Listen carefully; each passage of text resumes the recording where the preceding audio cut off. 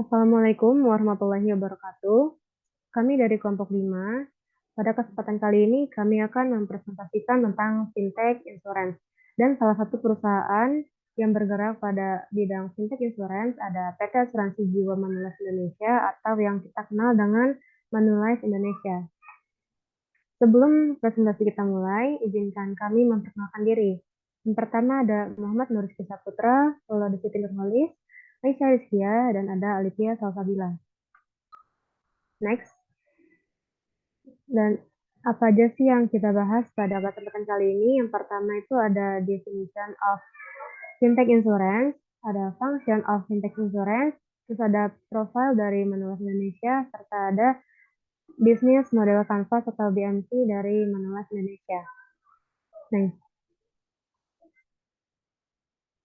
masuk ke pembahasan pertama, yaitu definition of fintech insurance.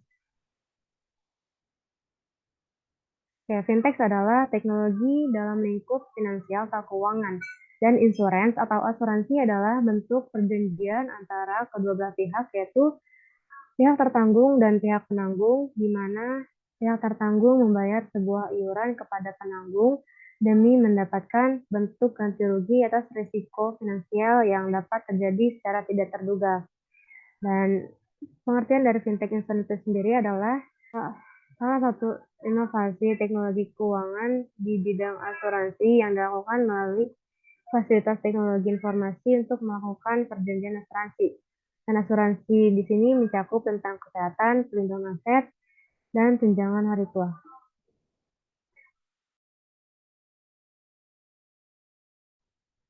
Yang kedua yaitu function, fungsi dari fintech insurance. Fungsi fintech insurance ini terbagi menjadi tiga, yaitu yang pertama fungsi utama. Fungsi asuransi adalah untuk membantu kamu mengatasi risiko tak terduga dalam hidup. Asuransi memang tidak menjamin bahwa risiko tersebut akan hilang, tapi setidaknya kamu bisa meminimalisir kerugian finansial yang dialami akibat risiko tersebut. Yang kedua yaitu ada pengumpulan dana, dan yang terakhir ada premi yang seimbang.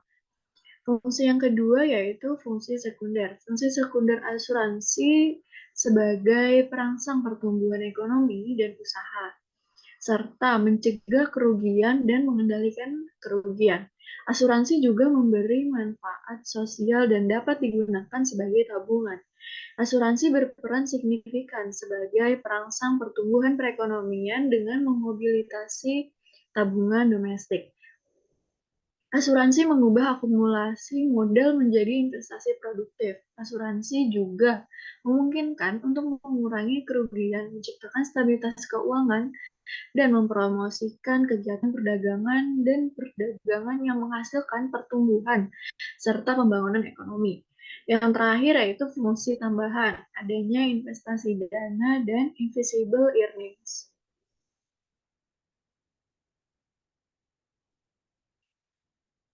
Yang ketiga yaitu ada profile fintech insurance. Introduction. Manulife ini didirikan pada tahun 1985. PT Asuransi Jiwa Manulife Indonesia atau Manulife Indonesia merupakan bagian dari Manulife Financial Corporation, grup penyedia layanan keuangan dari Kanada yang beroperasi di Asia, Kanada, dan Amerika Serikat. Melalui jaringan dengan jumlah hampir mencapai 11.000 karyawan dan tenaga pemasaran profesional yang tersebar di lebih dari 30 kantor pemasaran, Manulife Indonesia melayani sekitar 2 juta nasabah di Indonesia. PT Asuransi Jiwa Manulife Indonesia terdaftar dan diawasi oleh Otoritas Jasa Keuangan atau OJK.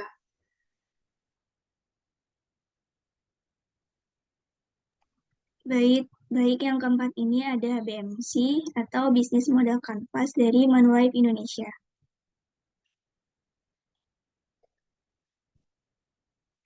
Ini merupakan tampilan dari Business Model Canvas Manulife.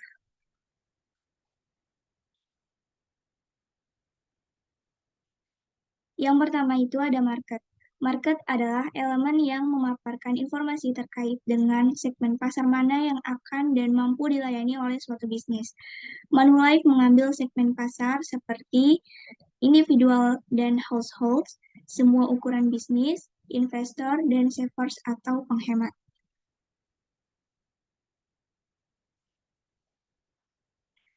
Selanjutnya ada product and service. Product and service adalah elemen BMC yang menyajikan nilai dari produk dan jasa yang Anda tawarkan pada konsumen. Berikut ini merupakan produk and service yang ada di Manulife Indonesia.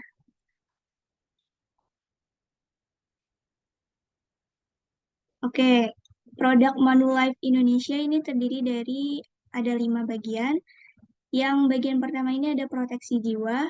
Pada proteksi jiwa, Manulife memiliki 2 produk, diantaranya yaitu proteksi jiwa seumur hidup atau Manulife Essential Assurance, dan yang kedua ada proteksi jiwa berjangka atau Me Assurance Protection Plan.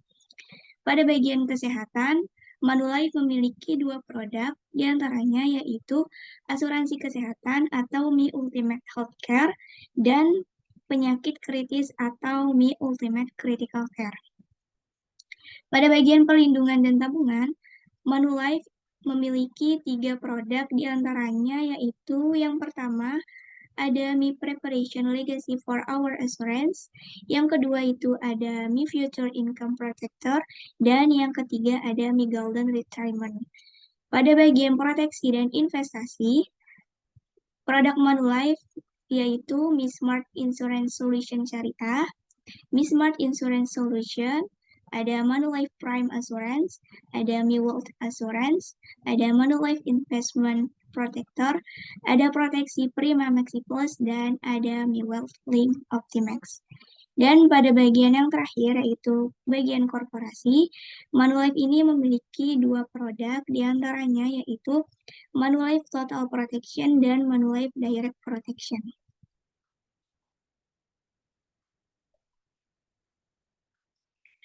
Baik, selanjutnya ini yaitu service Manulife. Manulife menyediakan layanan untuk membantu menemukan informasi layanan yang Anda butuhkan. Di antaranya yaitu yang pertama ini ada layanan e-claim, ada layanan digital, kelola polis, panduan pembayaran, ada FAQ, ada rumah sakit rekanan, pengkinian data nasabah, dan informasi nasabah. Elemen berikutnya yaitu channel. Channel adalah media atau sarana yang digunakan untuk menyampaikan produk dan layanan yang diberikan. Adapun channel Manulife bisa melalui jaringan prosedur dan asosiasi, institusi kesehatan dan dokter, cabang dan kantor, pusat panggilan, situs web, dan media sosial. Berikutnya adalah customer experience. Customer experience adalah kesan atau pengalaman pelanggan yang diperoleh dari pelayanan penjual atau penyedia jasa. Dalam setiap transaksi, pelanggan atau konsumen pasti menginginkan pelayanan yang baik dan memuaskan.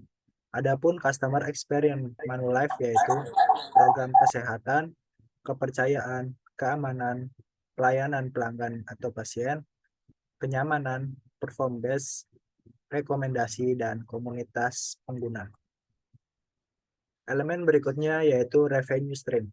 Revenue stream adalah jumlah uang yang diterima oleh perusahaan atau organisasi dari kegiatan aktivitasnya, seperti penjualan produk dan jasa kepada pelanggan. Revenue stream pada Manulife yaitu premi atas polis, pengembalian investasi keuangan, komisi atas jasa. Selanjutnya yaitu proses dan aktivitas. Proses dan aktivitas adalah sebuah proses dan aktivitas yang berhubungan dengan produktivitas bisnis yang berkaitan dengan sebuah produk atau layanan pada perusahaan, yang dimana kegiatan utamanya adalah menghasilkan value proposition. Adapun proses dan aktivitas Manulife yaitu 24/7 supporting investasi keuangan, manajemen aset, asuransi, reksadana, real estate, jaringan, serta proses klaim.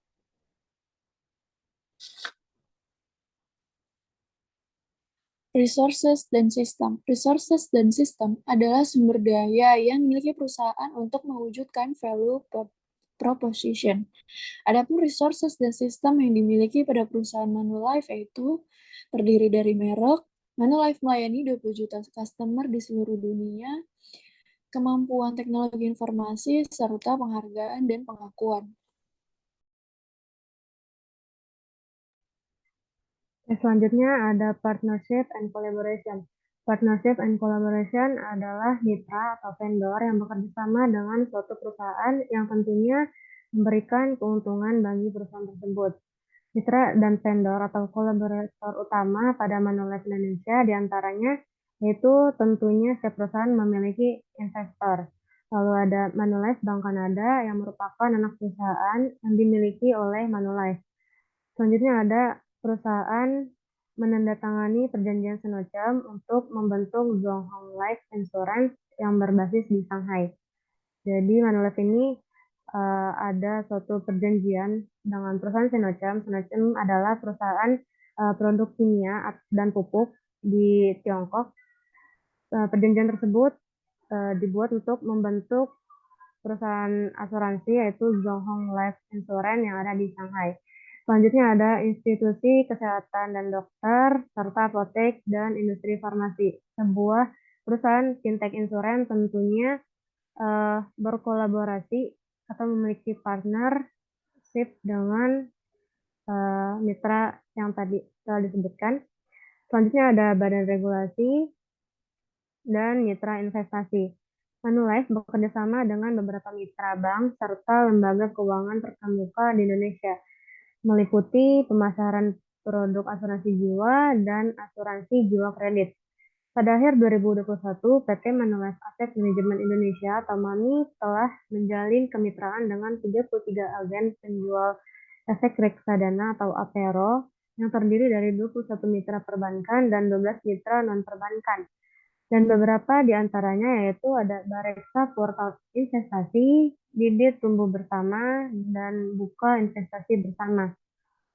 Kanal distribusi partnership bisnis atau bancassurance memberikan kontribusi yang signifikan yakni 63% terhadap total pencapaian premi bisnis baru Manulife dan terhadap lebih banyak lagi keluarga di Indonesia. Next.